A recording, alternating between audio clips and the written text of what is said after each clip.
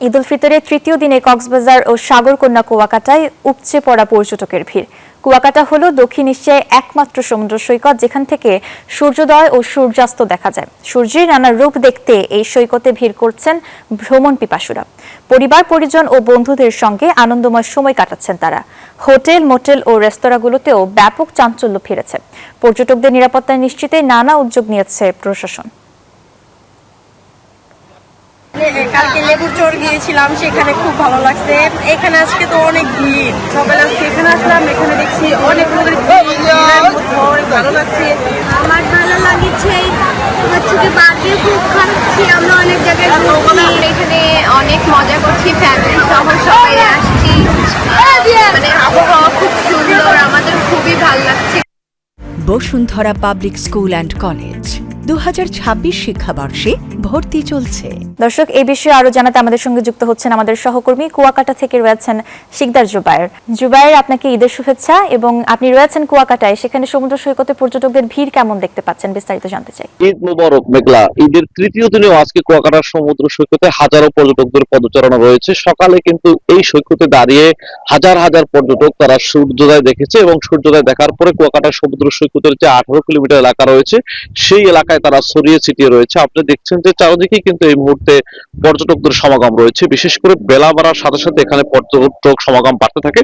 গতকাল ঈদের দ্বিতীয় দিনেও কিন্তু আমরা দেখেছি যে সূর্যোদয়ের সময় পর্যটক সমাগম একটু কম থাকলেও বেলা বাড়ার সাথে সাথে এখানে হাজার হাজার পর্যটকদের সমাগম ছিল। বিকেলে এমন পরিবেশ ছিল যে কুয়াকাটা সমুদ্র সৈকতে হাঁটার মতো জায়গা ছিল না। তবে আজকেও ব্যবসায়ীরা জানিয়েছেন যে বেলা বাড়ার সাথে সাথে পর্যটক বাড়বে।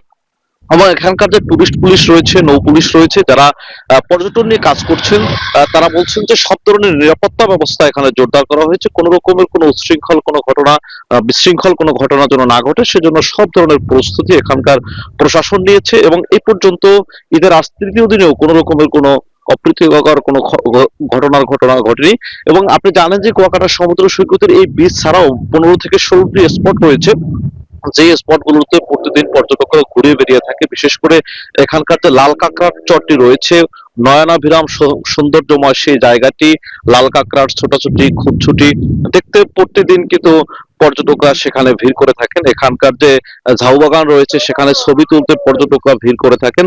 সোনারচর হেয়ার দ্বীপ রয়েছে এবং এখান থেকে সুন্দরবনেও কিন্তু যাওয়া যায়। প্রতিদিন স্পিড বোট, ট্রলার এবং ফিশিং বোটের মাধ্যমে এবং টুরিস্ট বোটের মাধ্যমে এখান থেকে প্রতিদিন কিন্তু সেই সুন্দরবনের সেই স্পটেও কিন্তু অনেক পর্যটকরা যেয়ে থাকেন। সবকিছু মিলিয়ে কুয়াকাটা সমুদ্র সৈকতের একই স্থানে দাঁড়িয়ে সূর্যোদয় সূর্যাস্ত অবলোকন করা যায়, যার কারণে বরাবরই ভ্রমণ পিপাসুদের কাছে প্রথম পছন্দ কুয়াকাটা সমুদ্র সৈকত। সকল ছুটির দিনগুলোতেই এখানে পর্যটকদের উপচে পড়া ভিড় থাকে। তারই ধারাবাহিকতা এবছরের ঈদেও কিন্তু সর্বোচ্চ পর্যটকদের পদচারণা রয়েছে এবং সব ধরনের নিরাপত্তা ব্যবস্থা রয়েছে। ব্যবসায়ীরা বলছেন যে গত রমজানের এক মাস তাদের যে লস হয়েছিল, সংকটময় পরিবেশ ছিল, সেটা ঈদের এই 3-4 দিনের যে